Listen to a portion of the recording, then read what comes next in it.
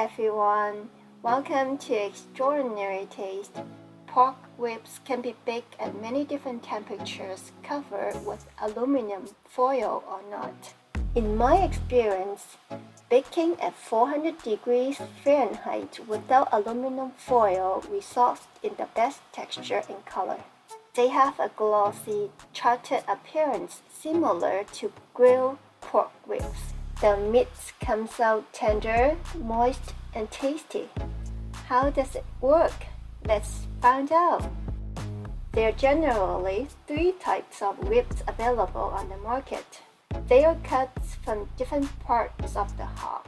Spare ribs and St. Louis style ribs are cuts from the sides. St. Louis ribs are cut more uniformly in the shape of a rectangle than spare ribs. Both are fattier and have larger flat bones than baby back ribs. Baby back ribs come from the upper rib cage. They are more tender and much leaner than spare ribs. I prefer to use baby back ribs, but this recipe works with any other type of ribs. The ribs are usually wet and slippery after removing from the package. Rinse any dirty stuff and blood on the surface. Pat it dry thoroughly. There is a thin silver skin membrane on the inside of the rib cage. Start at the corner. Using a paring knife, separate the membrane from the bone. Grab the corner of the membrane with your hand and start to peel it away from the bones.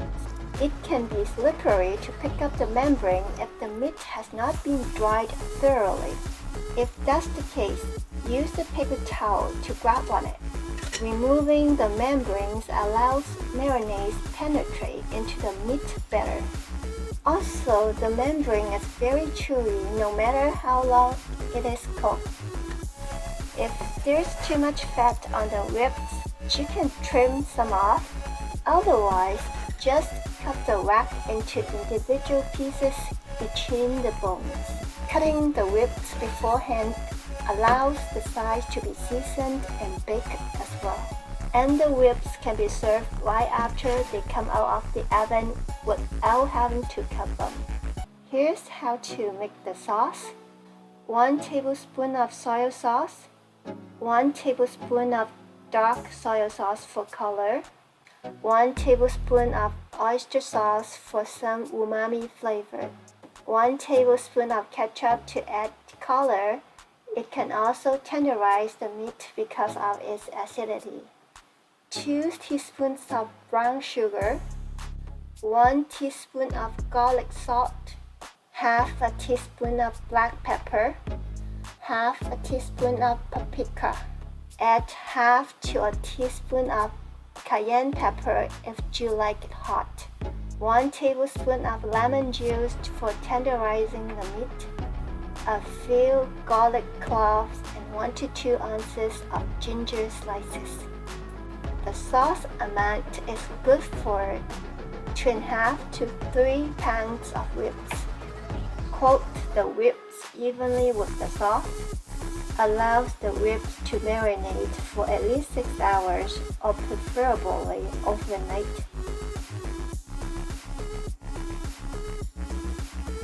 When it is time to bake, remove the garlic and ginger slices. Set the ribs on top of a rack. This allows heat to circulate evenly. Turn the meaty side up so it's exposed to the heat for more vibrant color. My oven's heat source is at the bottom. Bake at 400 degrees Fahrenheit on the second lowest rack for 50 minutes. After 50 minutes, remove it from the oven. Apply a thick layer of honey on every side. Honey adds a sweet layer of flavor to the ribs and works as a glaze. Flipping them over, you can see the backs of the ribs are lighter in color. That's why the ribs are baked with their meaty side up. Additionally, this illustrates the difficulty in getting a nice color on the ribs when they are baked with aluminum foil over them. Put it back in the oven and bake at 400 degrees Fahrenheit for another 5 minutes. Depending on your oven settings, you may need to adjust the baking time slightly. For bones that are a little wet, bake them for a little longer. If the meat is too dry, cut back on the time. You should then be able to master it after a few attempts.